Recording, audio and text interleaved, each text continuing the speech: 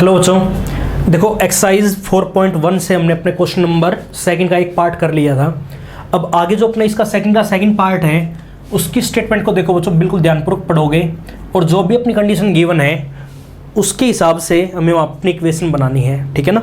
अब स्टेटमेंट अपने यहाँ पे पढ़ो, क्या लिखा हुआ है क्वेश्चन में बच्चों। इन्होंने ये बोल दिया कि the product of two consecutive positive integers is 306। देखो बच्चों, हमारे पास दो इंटीजर दे रखे हैं और वो भी लगातार, उनकी गुणा इन्होंने बोल दी, प्रोडक्ट यानी गुणा कितनी गिवन है, 306 गिवन है।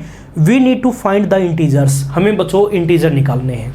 अच्छा ये बताओ, सबसे पहले एक खास बात इन्होंने दे रखी है कि दोनों इंटीजर बच्चों हमारे वहाँ पे क्या गिवन, कंसेक्टिव गिवन। कंसेक्टिव का मतलब क्या होता है, लगातार गिवन है।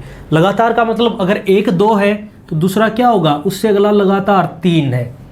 अगर एक 3 है तो उससे अगला लगातार क्या होगा बच्चों, 4 होगा। अगर एक मान लें हमारे पास x है तो उससे अगला लगातार बताओ बच्चों क्या आएगा, x+1 आएगा, ठीक है ना। तो देखो एक बार, सबसे पहला काम हमें वो दोनों नंबर बच्चों बताने हैं। तो अपने मैथ का रूल है, अगर इक्वेशन हमें बनानी है तो सबसे पहले x मानना पड़ेगा। तो एक काम करते हैं, हमने यहाँ पे बच्चों एक नंबर को x मान लिया। लेट फर्स्ट नंबर हमने बच्चों यहाँ पे अपना सपोज कर लिया x। अब ये बताओ, अगर एक नंबर हमारे पास x है तो सेकंड नंबर बता दो बच्चों क्या हो जाएगा, x+1। बोलो होगा या नहीं होगा, क्योंकि दोनों नंबर हमारे क्या गिवन है, लगातार गिवन है। आइए बात समझ में। अब बस अपना गिवन कंडीशन का यूज करो। अकॉर्डिंग टू कंडीशन में बच्चों इन्होंने ये बोल दिया कि दोनों नंबरों का प्रोडक्ट हमारे पास दे रखा है, कितना गिवन है, 306। अब ये बताओ, एक नंबर मेरे पास x है, एक नंबर हमारे पास x+1 है। अगर मैं दोनों का प्रोडक्ट करूंगा तो वैल्यू हमारे यहाँ पे गिवन है बच्चों 306। आइए बात समझ में। एक काम करो, दोनों नंबरों के आपस में मल्टीप्लाई करवा दो, कितना आ जाएगा, x² यहाँ पे आ गया प्लस का 1x हो जाएगा, इज इक्वल टू में 306 है, इसको वहां पे लेके आओ तो माइनस का 306 इज इक्वल टू में कितना बचेगा, 0। और ये इक्वेशन हमारे यहाँ पे रिक्वायर्ड इक्वेशन है जो हमें बनानी थी। Which is the required equation. आइए बात समझ में, करवा सकते हो ना। उसके बाद आगे देखो बच्चों, इसका जो नेक्स्ट पार्ट है उसकी और स्टेटमेंट पढ़ो। पढ़ो क्या लिखा हुआ है, पार्ट थर्ड।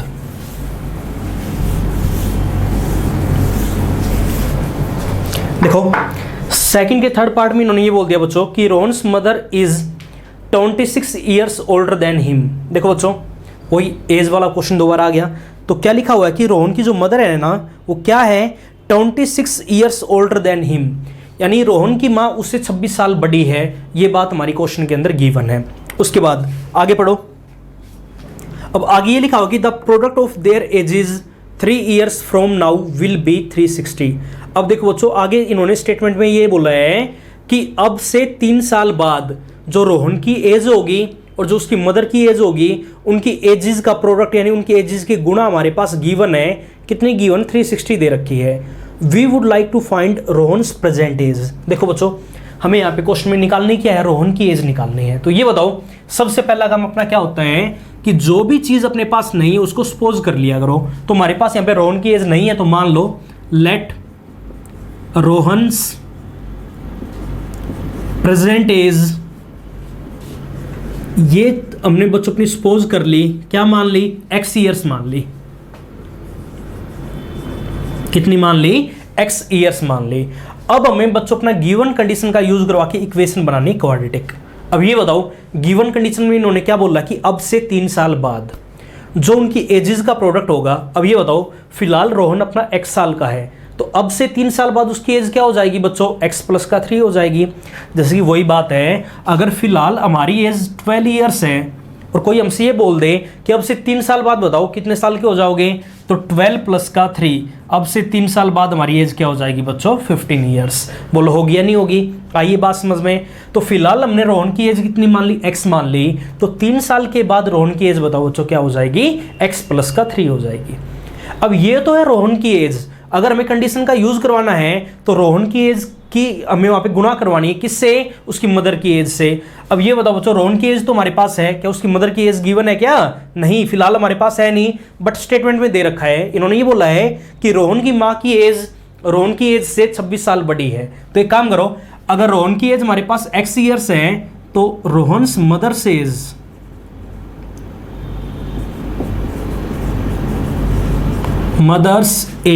देखो बच्चों, अगर रोहन की एज x है तो उसकी माँ उससे 26 साल बड़ी है, तो x प्लस का 26 ईयर्स हो जाएगी। बोलो ये बात आई समझ में? देखो ये आ गई रोहन की प्रेजेंट एज और ये आ गई बच्चों उसकी मदर की प्रेजेंट एज। आई बात समझ में? अब कंडीशन गिवन है कि अब से 3 साल बाद उनकी एजेस का प्रोडक्ट हमारे पास दे रखा है। तो ये बताओ सबसे पहला काम 3 ईयर्स फ्रॉम नाउ, अब से 3 साल बाद, फ्रॉम नाउ अब से 3 साल बाद। सबसे पहले बच्चों हम अपनी रोहन की एज निकाल लेते हैं। एज ऑफ रोहन कितनी हो जाएगी? देखो फिलहाल रोहन की एज x है, तो अब से 3 साल बाद कितनी हो जाएगी? x प्लस का 3 हो जाएगी। आइए बात समझ में। और similarly 3 years from now age of his mother, उसकी जो मदर की एज होगी ना वो कितनी हो जाएगी? देखो बच्चों एक बार, फिलहाल उसकी मदर की एज कितनी है? x प्लस का 26। अब से 3 साल बाद तो इसमें 3 और जोड़ दो, तो 26 प्लस का 3 कितना हो जाएगा? x प्लस का 29 ईयर्स। बोलो बच्चों ये बात समझ में आई या नहीं आई? करवा सकते हो ना? अब आ जाओ अकॉर्डिंग टू कंडीशन। अब गिवन कंडीशन का यूज करो। इन्होंने ये बोल दिया कि 3 साल बाद जो उनकी एजेस होगी ना, रोहन की एज ये होगी, उसकी माँ की एज ये होगी, इनकी एजेस की गुणा गिवन, तो गुणा करवा दो। तो x प्लस 3 इंटू में x प्लस का 29 और इनका प्रोडक्ट बच्चों हमारे पास गिवन क्वेश्चन में कितना गिवन है? b 360। तो इज इक्वल टू में क्या आ जाएगा अपना? 360। यहाँ से अपनी इक्वेशन बनाओ। एक काम करो, इन दोनों की हमें मल्टीप्लाई करवानी है। कैसे करवाएं? पहले x की मल्टीप्लाई इन दोनों से, फिर +3 की मल्टीप्लाई इन दोनों से करवानी आती होगी। तो पहले काम करो, x की मल्टीप्लाई x से कितना आ गया? x स्क्वायर आएगा। फिर x की मल्टीप्लाई 29 से कितना आएगा? 29x आएगा। यहाँ पे देखो बच्चों एक बार, अब 3 की मल्टीप्लाई x से कितना आ गया? 3x आ गया। प्लस यहाँ पे 3 की मल्टीप्लाई 29 से 3 × 27, 2 3 दूनी 6 और 2 8, 87 आ जाएगा ना। इज इक्वल टू में कितना? 360। अब देखो बच्चों एक बार, अच्छा ये बताओ एक्स स्क्वायर तो ये रहा, 29x अपना ये रहा और 3x अपना वो रहा, दोनों को जोड़ना कितना आ गया? 32x आ गया। अब ये बताओ 360 बच्चों यहाँ पे प्लस का इस तरफ आएगा माइनस का, तो 87 माइनस का 360 और इज इक्वल टू में कितना बचेगा? 0। अब एक काम करो, 360 में से 87 को माइनस करना है। अगर 360 में से हम 87 घटाएंगे तो देखो एक बार 10 में से 7 गया 3, यहाँ पे कितना बच गया? 15। 15 में से 8 गया 7 और यहाँ पे वैल्यू हमें मिलेगी बच्चों 2। तो कितना आ गया? तो एक्स स्क्वायर प्लस का 32x और यहाँ पे कितना आ जाएगा अपना? देखो 360 माइनस का, ये प्लस का है, तो बड़ी टर्म नेगेटिव है ना, तो माइनस का 273 और इज इक्वल टू में क्या बचेगा? 0। और यही हमारी यहाँ पे क्या होगी बच्चों? Which is the required equation, जो हमें बनानी थी। करवा सकते हो ना? तो ये अपनी वैल्यू आ जाएगी, हो जाएगा। उसके बाद आगे हम चलते अपने नेक्स्ट क्वेश्चन के ऊपर। पढ़ो बच्चों स्टेटमेंट क्या लिखी हुई है।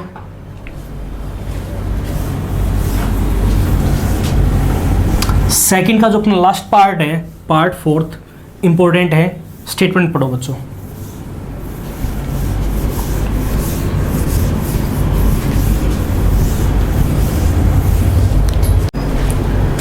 अब आगे देखो बच्चों, सेकंड का 4th पार्ट ये लिखा हुआ है, a train travels a distance of 480 kilometres at a uniform speed. जो साथ के साथ लिख लेते हैं। इन्होंने ये बोल दिया बच्चों, एक ट्रेन को कितनी दूर जाना है? 480 किलोमीटर।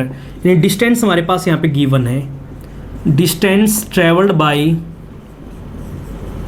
ट्रेन, और ये अपने यहाँ पे दे रखा है बच्चों 480 किलोमीटर। कितना आ गया? 480 किलोमीटर गिवन, ठीक है ना। उसके बाद आगे देखो, आगे इन्होंने ये बोल दिया कि if the speed had been 8 kilometre per hour less, अगर हम ट्रेन की स्पीड को बच्चों 8 किलोमीटर प्रति घंटा कम कर दें। इन देखो स्टार्टिंग में मान लिया हमारी ट्रेन इतनी दूर जा रही थी किसी भी एक यूनिफॉर्म स्पीड से, किसी भी एक यूनिफॉर्म स्पीड से, वो स्पीड बच्चों में क्वेश्चन में निकालनी है।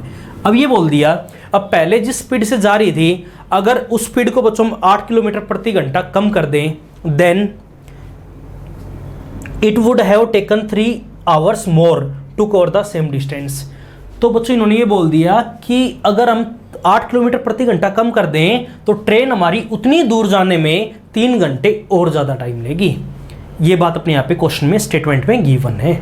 यानी कहने की बात क्या है, देखो एग्जाम्पल समझा रहा हूँ, अगर पहले हमारी ट्रेन वहाँ पे 1 घंटे का टाइम ले रही थी, किस स्पीड से, स्टार्टिंग में जो हमारी स्पीड थी, यूनिफॉर्म स्पीड जो हमारी थी, अगर पहले वो 1 घंटे का टाइम ले रही थी तो अब 3 घंटे और ज़्यादा, 3 घंटे और ज़्यादा का मतलब क्या हो बच्चों, अब ट्रेन हमारी वहाँ पे 4 घंटे का टाइम लेगी। ये बात समझ में, कब, जब हम वहाँ पे स्पीड को कम करेंगे। अब आगे देखो इन्होंने क्या बोल दिया, we need to find the speed of train. तो बच्चों में वहाँ पे ट्रेन की वो यूनिफॉर्म स्पीड बतानी है कि ट्रेन हमारी किस स्पीड से पहले जा रही थी। तो एक काम करो, सबसे पहला काम है नहीं तो सपोज कर लिया करो, लेट, मान लेते हैं स्पीड ऑफ ट्रेन बच्चों ने अपनी सपोज कर ली, क्या सपोज कर ली, x किलोमीटर पर आवर, ठीक है ना। एक काम करते हैं, सबसे पहले डिस्टेंस और स्पीड टाइम वगैरह का यूज़ हो रहे हैं, तो हमने बच्चों अपना डिस्टेंस का एक फॉर्मूला पढ़ रखा है, याद होना चाहिए सभी बच्चों को। इस फॉर्मूले का हमें यहाँ पे यूज़ करवाना है। डिस्टेंस का अपना क्या फॉर्मूला होता है, टाइम इनटू स्पीड, और यहाँ से जो अपना टाइम का फॉर्मूला बनता है, टाइम का फॉर्मूला रहेगा बच्चों अपना डिस्टेंस अपॉन स्पीड, याद होगा ये, ठीक है ना। अब देखो, तो ट्रेन की स्पीड बच्चों हमने आपने सपोज कर ली, कितनी सपोज कर ली, x किलोमीटर प्रति घंटा। अब इन्होंने आगे क्वेश्चन में क्या बोला है, अगर हम इसकी स्पीड को 8 किलोमीटर प्रति घंटा कम कर दें तो ये बताओ ट्रेन की नई स्पीड क्या हो जाएगी। सबसे पहले निकालो, if we decrease the speed of train by 8 kilometre per hour, then, तो न्यू स्पीड बताओ बच्चों हमारी क्या बनेगी, देन स्पीड बिकम्स, तो स्पीड हमारी यहां पे कितनी हो जाएगी बच्चों, 8 किलोमीटर प्रति घंटा कम करवा दिया ना, तो x माइनस का 8 किलोमीटर पर आवर, ठीक है ना। अब बात आ गई गिवन कंडीशन की। अब देखो बच्चों, अगर मैंने ट्रेन की स्पीड को इतना कर दिया तो इन्होंने क्या बोला है कि ट्रेन हमारी वहां पे 3 घंटे और ज्यादा टाइम लेगी। अब बात रहेगी 3 घंटे और ज्यादा टाइम लेगी, इस बात का मतलब क्या है, इसका मतलब ये है, देखो ये मैंने आपको एग्जाम्पल समझा भी है, अगर पहले 1 घंटे का टाइम ले रही थी तो अब 4 घंटे का, ये जो हमारे 3 घंटे है ना, ये इन दोनों टाइम का डिफरेंस है, कि इन दोनों टाइम का डिफरेंस हमारे पास वहां पे कितना गिवन बच्चों, 3 आवर गिवन है। यानी क्वेश्चन में हमारे पास इस स्पीड से और इस स्पीड से जाने में जो टाइम लगेगा ना, उस टाइम का डिफरेंस हमारा गिवन यहाँ पे कितना गिवन, 3 आवर। अब हम चलते अकॉर्डिंग टू कंडीशन। तो देखो क्वेश्चन में क्या गिवन है, टाइम का डिफरेंस, यानी अगर मैं इस टाइम में से वो वाला टाइम माइनस करवा दूं तो वैल्यू में 3 मिलेगी, ये बात क्वेश्चन में दे रखी है। अब बात रहेगी इस टाइम में से इसका टाइम माइनस करवाएं या फिर इसके टाइम में से उसका टाइम माइनस करवाएं, ये बात बिल्कुल ध्यान से समझोगे। हमेशा बड़े में से छोटा नंबर माइनस करवाते, पता होगा सभी को, ठीक है ना। अब ये बताओ बच्चों, हमेशा बड़े में से छोटे को घटाना है, अगर बड़े में से छोटा घटाएंगे, अब बात रहेगी बड़ा कौन सा है। अगर ट्रेन हमारी x माइनस 8 किलोमीटर प्रति घंटा से जाएगी तो ज़्यादा टाइम लेगी, या फिर x किलोमीटर प्रति घंटा से जाएगी तब ज़्यादा टाइम लेगी, ये बात समझो। अच्छा ये बताओ बच्चों, दोनों में स्पीड कौन सी की कम है, यहाँ पे x से जा रही है और वहाँ पे x माइनस 8 से, तो यहाँ पे बच्चों हमारी स्पीड कम है। अगर स्पीड अपनी कम होगी तो टाइम ज़्यादा लेगी, तो हमेशा टाइम अगर ज़्यादा लेगी तो इसके टाइम में से उसका टाइम माइनस करेंगे, इस चीज़ का ध्यान रखोगे। ये बात समझ में। तो ये बताओ बच्चों, अगर ट्रेन हमारी इस स्पीड से जाएगी तो कितना टाइम लेगी, टाइम का हमने फॉर्मूला पढ़ा है, डिस्टेंस अपॉन स्पीड। डिस्टेंस कितना गिवन क्वेश्चन में, 480, अपॉन में स्पीड यहाँ पे कितनी है, x माइनस 8। अब इस टाइम में से घटाना है इस स्पीड वाला टाइम। अब ये बताओ इसका टाइम कैसे निकालेंगे, वही काम, डिस्टेंस अपॉन स्पीड, डिस्टेंस तो अपना सेम है 480, और बाई में वहाँ पे स्पीड हमारी कितनी बच्चों, x, और इन दोनों टाइम का डिफरेंस हमारे पास क्वेश्चन में गिवन इज इक्वल टू 3। बोलो ये बात आई समझ में। एक काम करो, लघुत्तम लेके सोल्व करवाओ। लघुत्तम क्या आ गया, एक तो x आ गया, एक x माइनस का 8 आ गया, इसकी मल्टीप्लाई इससे 480x आ गया, माइनस इसकी मल्टीप्लाई इससे कितना आ जाएगा, 480x तो यहाँ पे आएगा, और ये माइनस माइनस क्या हो जाएगा अपना प्लस। चलो एक बार पहले लिख देते हैं, बाद में मल्टीप्लाई करवा देंगे। तो 480 था यहाँ पे बच्चों, और इनटू में क्या आएगा, x माइनस का 8 आएगा, इज इक्वल टू में क्या हमारे पास 3 है ना। अब एक काम करो, 480 के अंदर मल्टीप्लाई करो, कितना आएगा, तो 480x माइनस, यहाँ पे देखना पहले 480 की x से 480x आ गया, फिर यहाँ पे 480 की 8 से माइनस माइनस क्या हो गया प्लस, ये 0, 64, 832, 32 और 6 38 आएगा, और बाई में हमें वैल्यू मिलेगी बच्चों, देखना एक बार यहाँ पे भी अंदर मल्टीप्लाई करवा दें, कितना आएगा, एक्स स्क्वायर माइनस का 8x, और इज इक्वल टू में वैल्यू हमारे पास गिवन बच्चों 3। अब ये बताओ, ये टर्म यहाँ पे अपने डिवाइड में वहाँ पे जाएगी, किस में हो जाएगी, मल्टीप्लाई में लेके जाओ, तो 480x से 480x क्या हो गया, कैंसिल आउट, कितना बचेगा 3840, इज इक्वल टू में 3 की मल्टीप्लाई इससे हो जाएगी, कितना आ जाएगा 3 की मल्टीप्लाई इसके साथ अलग 3x² और 3 की मल्टीप्लाई उसके साथ अलग माइनस का 24x, ये बनेगा ना। अब एक काम करो बच्चों, ये टर्म यहाँ पे प्लस की वहाँ पे जाएगी, माइनस की हो जाएगी, तो उस तरफ लेके जाओ। तो जो अपनी यहाँ पे इक्वेशन बनेगी, चेक करो क्या बनेगी, लेके जाओ वहाँ पे, कितना आ जाएगा 3x² माइनस का 24x और माइनस में कितना आ जाएगा अपना 3840 आ जाएगा और इज इक्वल टू में कितना बचेगा 0। अगर इसको थोड़ा सा और आगे सोल्व करना चाहो, हर नंबर बच्चों अपना यहाँ पे 3 से डिवाइड हो रहा है, तो एक काम करो डिवाइडिंग बोथ साइड बाई 3, थोड़ी इक्वेशन आसान हो जाएगी, ठीक है ना। बोथ साइड बाई 3, दोनों तरफ अपने यहाँ पे 3 से डिवाइड करवा दो, तो हमें क्या मिलेगा x² माइनस का 8x और यहाँ पे देखना एक बार 3 2 8 0 और इज इक्वल टू में कितना आ गया 0। इक्वेशन बन चुकी है ना, तो क्या लिखवा देंगे नीचे, which is the required equation. और ये इक्वेशन बच्चों में बनानी थी, करवा सकते हो ना। तो ये थी बच्चों हमारी यहाँ पे एक्सरसाइज 4.1, ये आपको कंप्लीट करनी है, बाकी काम हम करेंगे अपने अगले लेक्चर के अंदर।